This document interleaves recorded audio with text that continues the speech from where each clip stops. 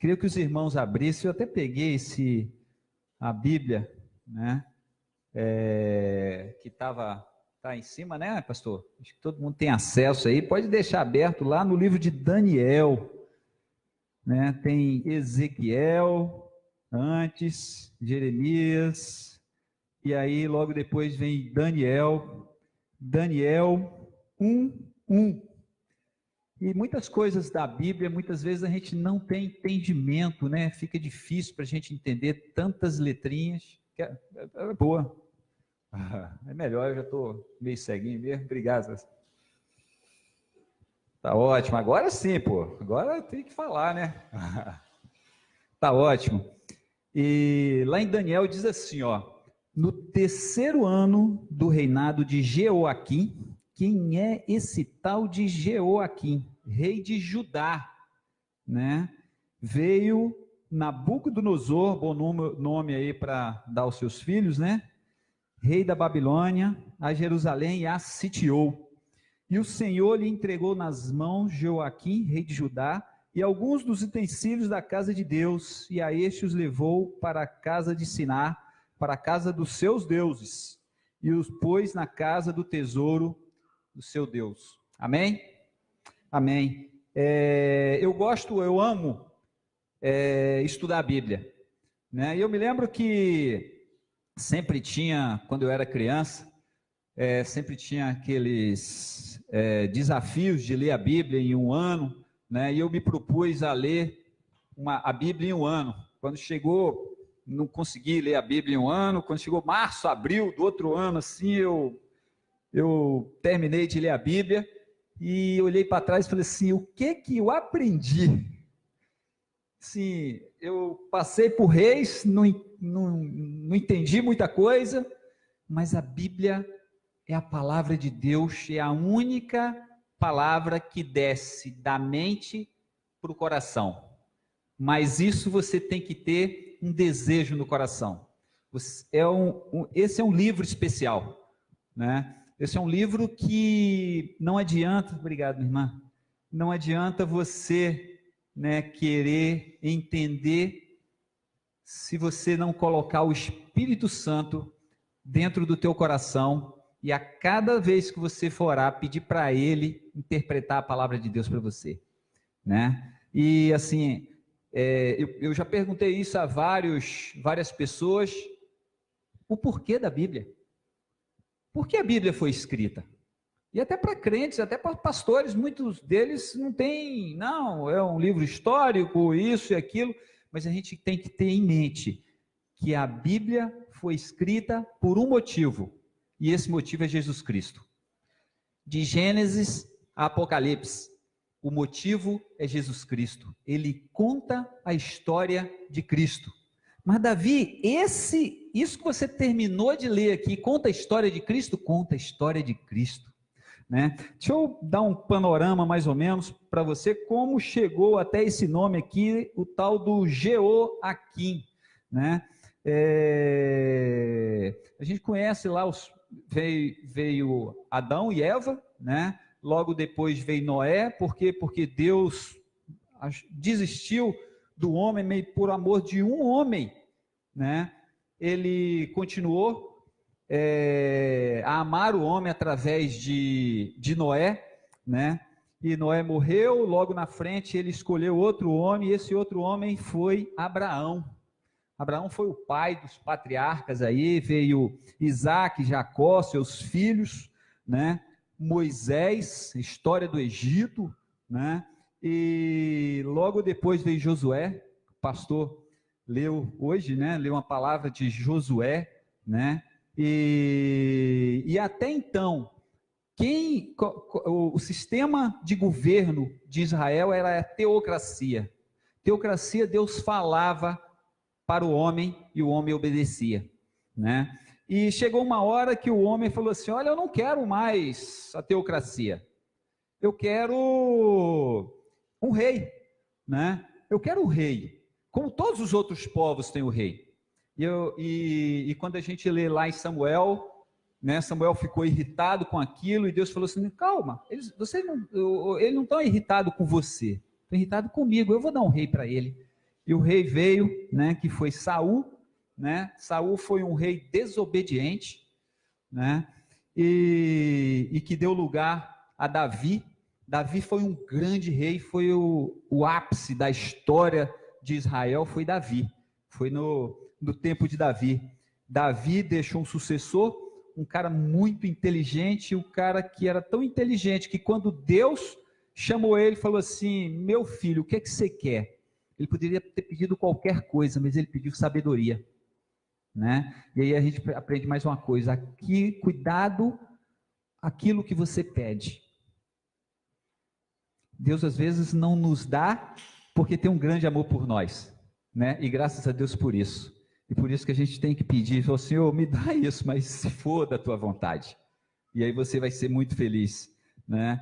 E Salomão foi um cara muito sábio, mas não teve sabedoria dentro do seu lar, né? E o reino foi dividido ali. O filho dele ficou com duas tribos, que era Roboão, e o Jeroboão, que era um servo dele, ficou com as 10 tribos de Israel. O reino foi rachado, reino do norte em Samaria e reino do sul, capital Jerusalém, né?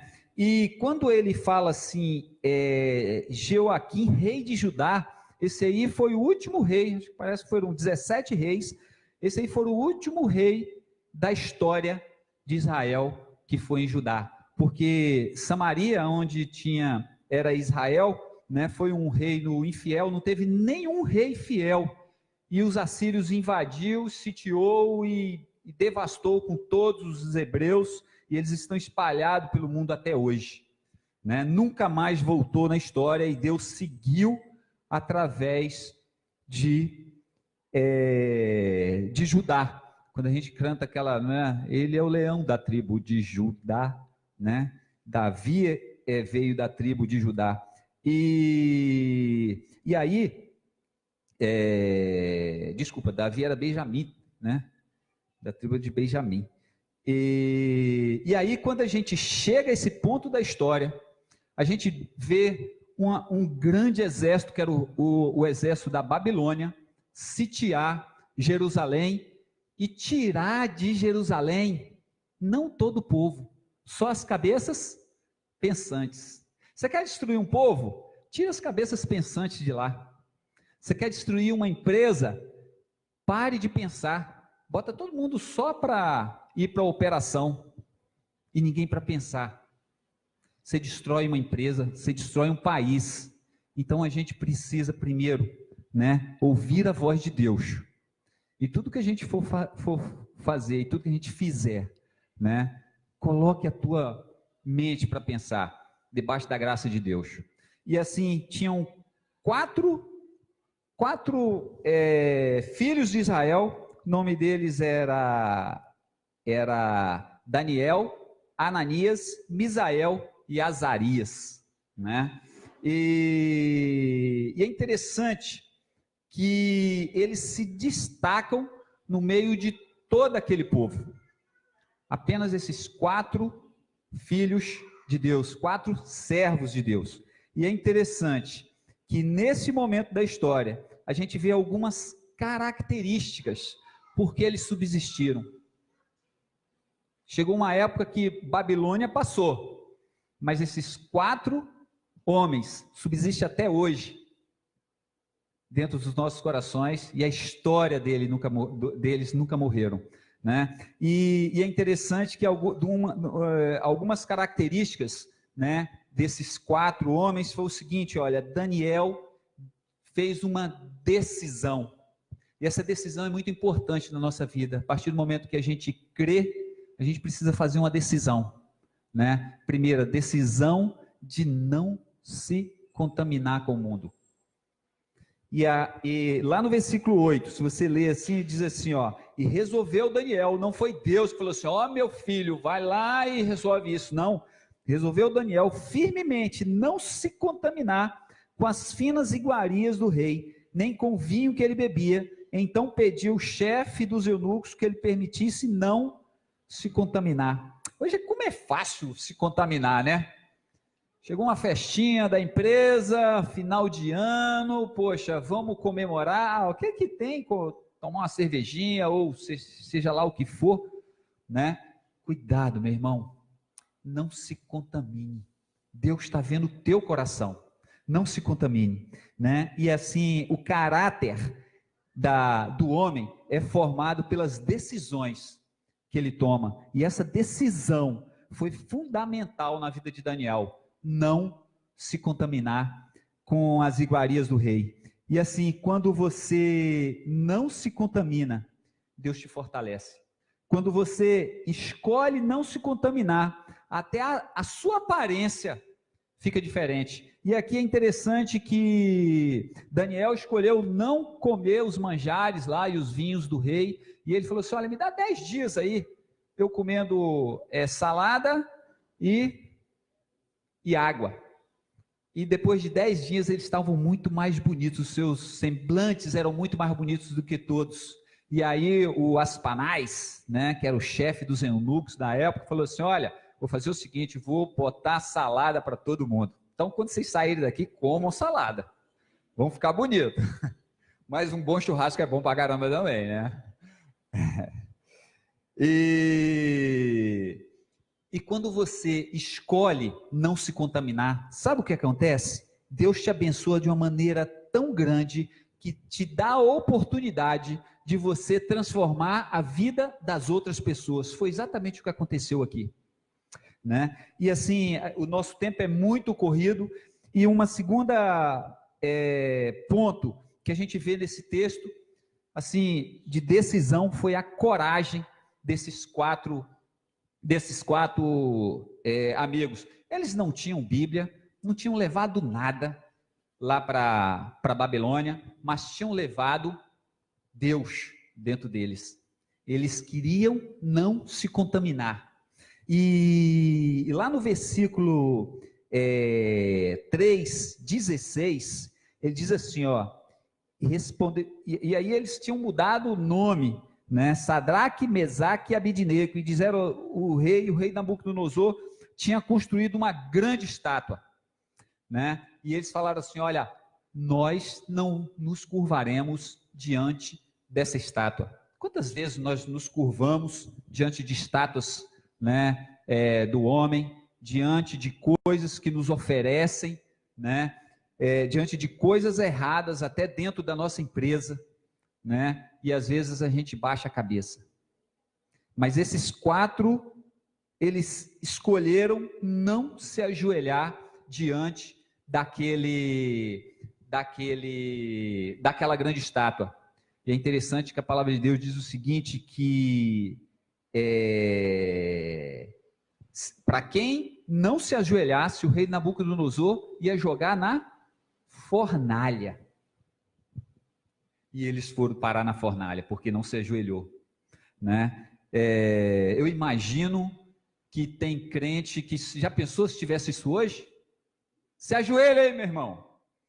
E aí, muitos crentes iam ficar meio agachadinhos lá, né, coisa e tal, e falar assim, não, eu não estou tão assim, limpo, eu tenho um gato net em casa, né, não estou tão limpo como deveria, eu tenho uma água lá que eu uso para lavar os jardins, mas eu não pago por ela. Meu irmão, não se contamine, Deus quer te abençoar por completo, né? E é interessante que eles foram parar na fornalha, e lá dentro da fornalha, Nabucodonosor olhou assim, rapaz, o que está acontecendo aqui? Eu joguei 3 lá, Daniel está fora, né? Daniel não entrou na fornalha, mas esses 3 caras agora são 4, e o quarto tem um esplendor no seu rosto, que eu não consigo ver. E aí eu imagino os 4 lá dentro, falando assim, o Nabucodonosor chamou os 4, se eu tivesse lá dentro eu falava assim, Nabucodonosor, vem para cá, vem você para cá. Quantos de nós estamos assim, pronto a entrar na fornalha?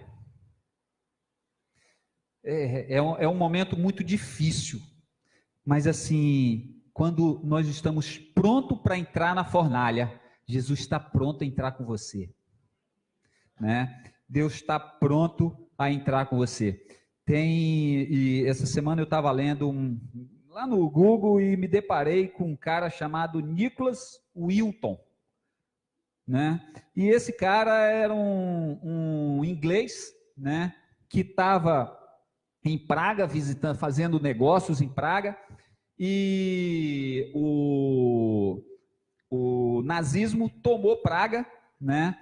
E o Hitler pediu para que pegasse todas as crianças e levasse para o campo de concentração. E esse cara, né, colocou mais de 600 crianças em diversos vagões e tirou essas crianças de lá. Ele se colocou também na fornalha. Muitas vezes é difícil a gente fazer algo, né, para o bem das pessoas. Por quê? Porque custa a nossa vida. Mas o que é que acontece? Eu tenho certeza que Deus entrou na fornalha junto com esse Nicholas Wilton, né? Que conseguiu salvar aí mais de 600 famílias, mais de 600 crianças, né? Que hoje são muito gratas a esse cara. E o terceiro ponto que a gente vê na vida, né, desses 4 jovens, eles eram íntegros, e mais do que isso, eles tinham um relacionamento com Deus maravilhoso. E olha só, tudo, às vezes você pode até estar passando um momento difícil na sua empresa, você pode estar passando um momento difícil dentro da sua casa, mas Deus está falando assim para você: olha, calma que tem um tempo determinado. E tinha um tempo determinado para a Babilônia. Deus tinha dado 70 anos. Foi Deus, não sei se vocês tomaram conhecimento aqui no versículo 2, que diz assim: olha, não foi o Nabucodonosor que foi lá pegar o Jeoaquim, mas olha só, o Senhor, no capítulo 2, no 1, 2, o Senhor lhe entregou nas mãos a Jeoaquim. E é interessante que isso durou, né, 70 anos. E eles choravam, né, aos pés lá do Danúbio. E quando a gente lê lá em Jeremias 29, capítulo 10 a 15, ele diz assim, ó: porque assim diz o Senhor, certamente que passados 70 anos em Babilônia, vos visitarei, e cumprirei sobre vós a minha boa palavra, tornando a trazer-vos a este lugar, porque eu bem sei. E assim agora eu quero que você tome essa promessa para você. Olha, pois eu bem sei que os pensamentos que eu tenho para vós, vosso respeito, diz o Senhor, são pensamentos de paz e não de mal, para vos dar a esperança. Então me invocareis, ireis e orareis a mim, e eu os ouvirei. Buscar-me-eis e me acharei quando me buscares de todo o vosso coração. Daniel, Ananias, Misael e Azarias, eu tenho certeza que eles buscaram muito ao Senhor, muito, porque eles oravam e as pessoas tinham raiva porque eles oravam, e eles oravam de janela aberta, e Daniel foi parar na cova dos leões por isso. Muitas vezes, porque você ora, porque você é cristão, muitas vezes você pode ser perseguido, mas pode ter certeza que Deus entra na cova dos leões contigo. Amém? Amém. Eu quero agradecer, né, os visitantes aqui. Estou vendo ali o Fábio. Obrigado, Fábio, pela presença. Simone, muito querida. João, amigo do peito. A Dani, muito obrigado. E assim, foi um prazer estar aqui falando para vocês. E assim, é muito importante na nossa vida tomar uma decisão ao lado de Cristo, né? Ter a coragem de ser cristão, né? Hoje a gente ainda tem liberdade para falar da palavra de Deus. Eu tenho um amigo que me escreveu, está no WhatsApp, semana passada, que ele tinha sido expulso do Sudão, né, por pregar a palavra de Deus, foi para o Egito e novamente ele foi expulso do Egito por pregar a palavra de Deus. Hoje está na Gâmbia, né? Eu nem conhecia tal da Gâmbia. A Gâmbia fica entre o Senegal, entre o Senegal, né? A margem do rio. Depois, se vocês quiserem ver tomar conhecimento desse país, mas orem, a gente tem muitas pessoas que não têm essa nossa liberdade de estar com a porta aberta no centro do Rio de Janeiro, falando da esperança, né? E assim, 99% das promessas, e essa foi uma promessa que Deus tinha dado, que a Babilônia um dia ia acabar, né? E resta muito pouco das promessas de Deus. E a última promessa é que Jesus vai voltar, né? E tem data. E Jesus nos ama tanto que Deus não deu nem essa data para Cristo, porque talvez ele ia falar para a gente. Mas pode ter certeza que Jesus está voltando, né? Vão ter tempos difíceis e vai ter tempo que a gente vai precisar tomar uma decisão de não se contaminar. E que Deus abençoe a tua palavra em nossos corações. Amém? Amém. Obrigado. Eu gostaria de que se você pudesse, né? Se você tomou uma decisão assim de, Senhor, eu quero, talvez eu ainda estou contaminado, mas eu não quero me contaminar. Que você pudesse louvar, né? Enquanto estivesse louvando, você pudesse ficar em pé, em adoração a Deus, dizendo, Senhor, eu quero não me contaminar com o mundo. Amém? Amém.